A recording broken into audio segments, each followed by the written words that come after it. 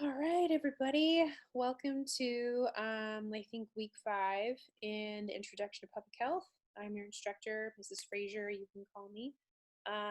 So this week, hopefully you guys are having a good week so far. You had a great weekend. You guys did the midterm, okay? And then I also pushed back the week 4 activity because I posted, I thought I hit publish on the rubric. So please look at that. I'm going to share my screen with you guys in regards to, okay, so let's go into Canvas here. Under week 5, module 5, I believe it's under module 5. Yes, it'll be under module 5 for this week. Okay, I always have a page here ready for you guys to do your to-do list for the week. So make sure you finish up week 4 activity. Review the lectures, the videos, as well as the PowerPoints. I have a discussion. I'm going to be having you guys do a activity. I might have you do a second activity with a paragraph with handouts. So look for that. I might just take the quiz out for this week to add it towards the final and just give you a few more activities versus a quiz. Okay. Again, please let me know if you have any questions or concerns through email, things like that. I will do Zoom this week, either Tuesday or Wednesday afternoon. I will keep you posted on Monday to let you know when that will be. Okay. Let's see. So maybe no quiz. And then let's get started. It's only 4 chapters, 16 through 19 this week. Talking about maternal health, talking about diet and exercise, and things like that. Okay. So this chapter 16, 17, talks about poor diet and physical activity. Many of you guys know I'm a registered dietitian. So obesity, okay, this has to do with your weight, an unhealthy weight, okay? So it puts more strain on your heart, puts a lot of strain on your lungs, pretty much all your organs. So when you're morbidly obese, or when you are obese, this puts a lot of health risks for you: obstructive sleep apnea, high cholesterol, high blood pressure, certain types of cancers, diabetes, things like that. And I see this all the time in the clinic, outpatient setting, where, of course, that's what I'm for, is to help people who need to lose weight, being sensitive, to be aware, like, what other comes around being at this risk, okay? Not having a healthy weight, looking at their diet, physical activity, and more, okay? So every person has their own, there is an ideal body weight, but again, it ranges from weight to height, okay? How we assess that is usually by BMI, body mass index, okay, to weight to your height. Healthy, unhealthy, overweight, obese. So underweight, less than 18.5. I've seen many people under this. I worked in many different areas in the hospital system where they're very underweight. Okay, so we try to, that's what I'm for, to help them get at a healthy weight. Healthy weight ranges 18.5 to 24.9, overweight above 25, and then obese, anything above 30. Okay, that's a chart. This is fat percentages. You don't really need to pay attention to this. I will have an additional handout on this area for fat distribution. When you carry fat in the abdominal area, they call it more visceral fat. This puts a lot of strain on the organs, joints, hearts, lungs, everything. So I try to recommend to patients, when I see this, let's try to just get your weight down by 10%. This helps the body so much, just by 10% of losing that visceral fat.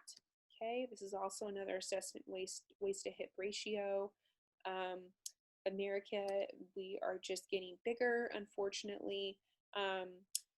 About 69% of adults in the US are overweight or obese, unfortunately, which puts a lot of other strain on people with their health. Okay, risk factors also with children, it's increasing. Okay, what are they doing? They're sitting and watching TV and eating. So you look at this, the cycle. So when we get children at a healthy lifestyle and teach them young, then they will be more confident. Okay, they will be more active. They will have a better life for themselves. Okay, when they're more high obesity or overweight, emotional and behavioral issues happen, bullying, low self-esteem. school absence because they don't want to go to school. They have high blood pressure, cholesterol, pre-diabetes, bone and joint problems, breathing problems, and more, unfortunately. So we need to work on building this into a healthier environment for children and giving them a better quality of life. Okay. All right, so diet and nutrition, very key, important. So federal dietary guidelines for America, based on diet and exercise recommendations, started in the 1980s. It updates every 5 years. It's from the USDA and the U.S. Health Department of Health and Human Services. So this just gives guidelines, what's helpful to have a healthy weight, what Americans need to follow. Okay. All right. So the USDA MyPlate ranges try to incorporate more fruits, vegetables, whole grains, healthy proteins, grains, things like that. I try to promote water, making sure you just drink water. You don't need to drink anything else. You could do herbal teas and things like that, but drink as much water as possible. MyFitnessPal is a great app to incorporate more exercise and figuring out your macronutrients, your proteins, fats, and carbohydrates. This chart here has shown how much it's grown over the past 30 years, increasing more fruits, vegetables, whole grains, healthy protein. So this chart here establishes how much we have in our diet. We've increased too much of our saturated fat, which is our processed foods, our cheeses, our red meats, bacon, salami, things like that. A lot of saturated fat. We need to start to decrease that because it is correlation with a lot of chronic diseases. Cholesterol, okay. Some people make cholesterol a little bit more than others. We make cholesterol in our bodies. So some of us I've seen, or many people that I've seen in a hospital setting, inpatient, outpatient, they produce a little bit more cholesterol. That's why they're on cholesterol medications. And by just restricting foods that have high cholesterol, yes, it's been shown, and then other times it doesn't. So just being aware what has cholesterol in it, like eggs, anything animal foods, animal products, will have cholesterol in it. Sodium, we have too much of this in our diet, causes strain in our kidneys, our hearts, things like that, imbalance. Okay, so just incorporate more whole fruits and vegetables. It kind of decreases the problem. Added sugar, cookies, candies, pies, pastries, Starbucks, drinks, things like that, limit it. Okay, lowers your immune system, increases cancer, many other different things that can incorporate added sugar. Just eliminate diabetes. Okay, so things like that. So this we want to kind of decrease in our diet as Americans. Okay. Surveys that are done of Americans and food groups, just trying to increase more fruits and vegetables, decrease the fried foods, drive-in, things like that. They're not getting enough adequate balance of healthy. Okay, so understand the dietary guidelines for America's key messages. Eating an adequate amount of food, but healthy ranges, trying to do the food groups, okay, promoting healthy eating.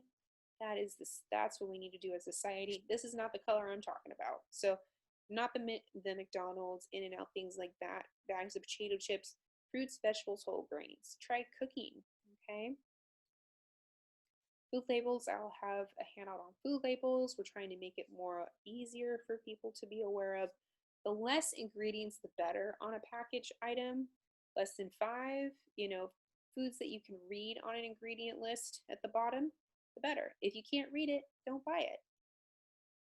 Okay, physical activity. We are lacking this. Just increasing by 15 to 20 minutes a day or more helps decrease heart disease, blood pressure, cholesterol levels, diabetes, and some forms of cancers, helps protect against heart disease. Physical activities decreases colon and breast cancer risk, also type 2 diabetes.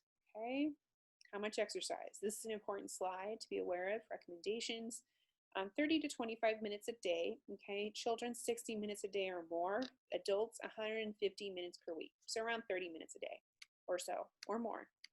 If you're trying to lose weight, a little bit more. Promoting more physical activity, we need to try to do this, even though in the areas that we live in right now, it's hot, it's hard, doing stuff at home, okay? I can give you recommendations if you need, email me. I can give you so many recommendations at home, it's unbelievable, okay?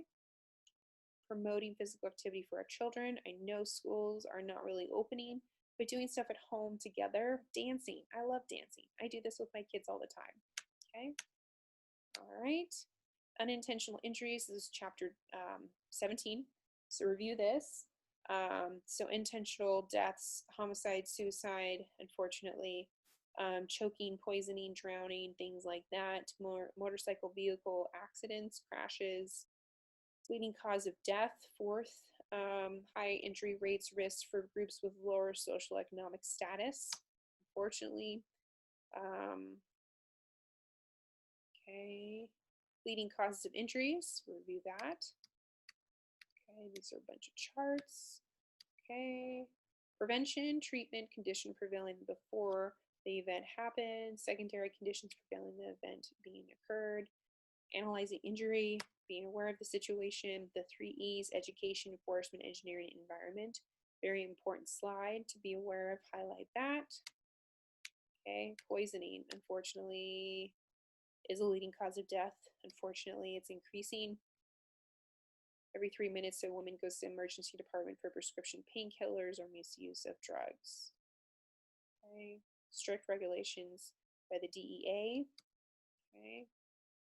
Motorcycle injuries. This is another one. 85% of motor vehicle crashes are caused by improper driving, speeding, failing to yield the right of way, disregarding signals and stop signs, making inappropriate turns, following too closely, texting, of course. Okay, speed limit. Texting and driving. Okay, we know this. Motorcycle vehicle safety. Wearing a helmet, things like that. I know some states don't do it. Pedestrians and bicyclists. This is unfortunate. Okay, and so it's just increased, and it's just sad. Okay, firearm injuries. This is increased. 60% are suicide. 37% homicide and are unintentional. Okay. Occupational injuries, so this is if you work, workplaces, construction is the highest, transportation, warehouse, things like that. Okay. Child abuse, unfortunate. And then among cases of sexual abuse, usually 90% of them know the victim. Okay, things like that. Brain injuries, traumatic brain injuries, falls, things like this. 2.2 million Americans per year treated in the hospital emergency departments for non-fatal traumatic brain injuries. Okay, good news. Hopefully, increase or decreasing violence and death. All right, so jumping to chapter 18 and 19. Okay. So maternal and child health as a social problem, unfortunately. Importance of fetal or infant and child health. Very vulnerable group as a society. Infant mortality rate is an indicator of health status of a population. Birth defects are a leading cause overall of infant mortality rate. Mortality is increase of death, okay, or death. Maturity or low birth weight related to cause of death, leading cause of overall until recent. Okay. We are ranked 27th internationally. Okay. Number one risk is poverty level. Social factors in infant reason why low social economical status, increased risk. Environmental hazard, poor nutrition, maternal risk, smoking, alcohol, illegal drugs. Social factors, young maternal age, violence, out of wedlock births, stress, lack of social support, lack of prenatals, prenatal care, which is so crucial. Preventing birth defects, genetic newborn testing, FDA regulations of certain drugs, warnings against alcohol for women, and immunizations for children, and dietary supplement. Okay. Causes for low birth weight are not well understood, so prenatal care is essential. Reduction of adolescent pregnancies. Okay, so getting to those young kids early. Okay, prenatal care, very important. Importance of infant and child health. So stages, we want to get them before they get pregnant. Okay, it's a huge change that the body goes through. And so we want to get to that prenatal care early, okay? The earlier the better. Provides women with information. Problems are diagnosed early if they are seeing something wrong. Poor women are often linked with social services. Most states try to remove financial barriers. State and federal governments collect prenatal care data. CDC recommends screening and treatment of all pregnant women for common infections. Okay, and that's why there's dietitians to help women to have a healthy weight during pregnancy, eating more fruits, vegetables, whole grains, good essential foods for baby and mom. Okay, even activity, walking, doing yoga, stretching, things like that. Also education in SIDS, sudden infant death is a common in infants of low birth weight and infants of smokers or drugs they have an increased risk of. So that's why they try to recommend other things to help. Okay, adolescent pregnancies. Raising a child is an extremely expensive undertaking. Okay, so around $233,000 total to just take care of babies, baby clothes, miscellaneous health care, transportation, child care education, food, and more. Okay. Affordable Care Act requires insurance companies to cover birth control at no cost, increasing access.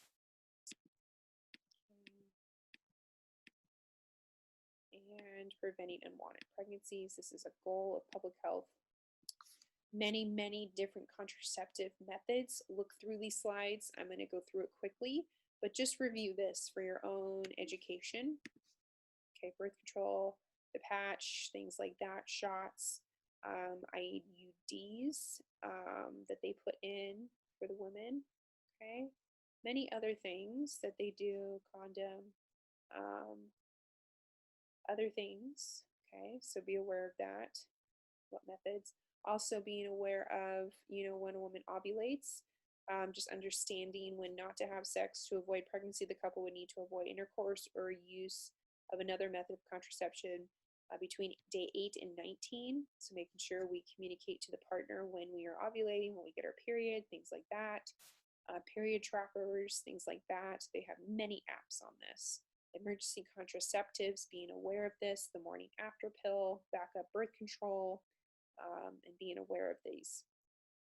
Contraceptive failure rates, look at these different areas. This will be on an exam. Okay, children's health and safety, so crucial. Government nutritional programs, WIC provides vouchers for nutritional foods for pregnant women, lactating women, and children up to the age of 5. It's very effective. Government nutrition programs, be aware of these, so important. Food insecurity is still common in the US, unfortunately, based on socioeconomic status and things like that, increasing rates. Immunizations are required for entry to public school. A public health initiative was launched in 1993 to increase vaccinations of younger children. CDC tracks immunization records. Okay. All right. HPV vaccines for girls to prevent cervical cancer. This is a new thing that, well, it's been over the past 10, 15 years to help prevent this sexual transmitted virus from person to person for women. Children's health and safety. Okay, just being aware of this. Okay, daycare centers are regulated. And then public health campaigns promote use of seatbelts, safety seats, bicycle helmets, etc. It's all about the public. Okay, mental health. Huge chapter. Important chapter, I should say. Not a huge one. It's not long. It's just very important. Okay. Healthy minds. Okay, right. Especially right now, we are so mental health is increasing. I worked in mental health for a few years. I loved it, but I'm seeing it in so many, even in our healthcare system, with healthcare workers right now. High suicide, just on a break mentally. Mental health association with chronic diseases, injuries, substance abuse, alcohol, tobacco, and other drugs. Majority of people are mentally healthy. Mental illness, 26% of adults population are affected by misdiagnosed or diagnosable mental disorder. About 6% have serious mental illness. Approximately 50% of Americans experience symptoms of depression during their lifetime. And the of understanding depression, it is a umbrella. Okay, there's an umbrella of depression. You can't just diagnose this. They have depression. It's an umbrella of where that depression comes from. Okay, main mental health problems are triggered or worsened by stress. Okay, this has just been a huge controversy and it's growing. Causes and prevention. Okay, biological factors, psychological factors, social cultural factors, and more. So being aware of this slide. Schizophrenia, okay, bipolar disorders, these are some disorders in mental health, autism spectrum, okay, ADHD, okay, understanding this, being aware, eating disorders, complex genetic, biological, behavior, and sociological factors, body image, many other things, correlation to this, anorexia nervosa, binge eating disorder, this is increasing in both men and women, unfortunately. Okay. Anxiety disorders, panic attacks, panic disorders. Be aware of this. Anxiety disorders, generalization of anxiety disorders, dread, choking, rapid heartbeat, floppy feet, shaky, feel faint. Obsessive compulsive disorder, mood disorders, major depressive disorders, depression. Okay. Causes and prevention. Okay, these are risk factors, protection factors. Be aware of these. Family support, community support, huge. Okay. Medications, antidepressants, antipsychotics, anti-anxiety, and therapy. Okay. Risk factors for mental illness. Okay, living conditions, social, psychosocial stressors, and more. Be aware of this slide. Adulthood, self-efficiency, resilience, able to cope, coping skills. Okay. Now, another thing I want to mention to you guys with mental health is if you do have a problem, okay, yes, I'm your teacher, but I'm also a healthcare professional. Please let me know if you're having test anxiety, school anxiety, but also outside of what's going on mentally, okay? Let me know, communicate with me, email me. Please let me know because I don't know unless you don't tell me, okay? I'm here for you. I'm here to help you grow.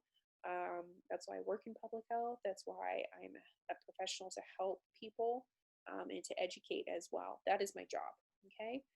So please review the week module 5. I will have a few activities. Please review, of course, this video. And I will let you know in an announcement on Monday or Tuesday when we will have our Zoom meeting, okay? Just to prepare for our final exam. Any questions or concerns that you may have, I want to know, okay? All right, so I hope you have a great week. Please email me any questions or concerns. I hope you have a great week, and I will talk to you later, okay? Thank you. Bye-bye.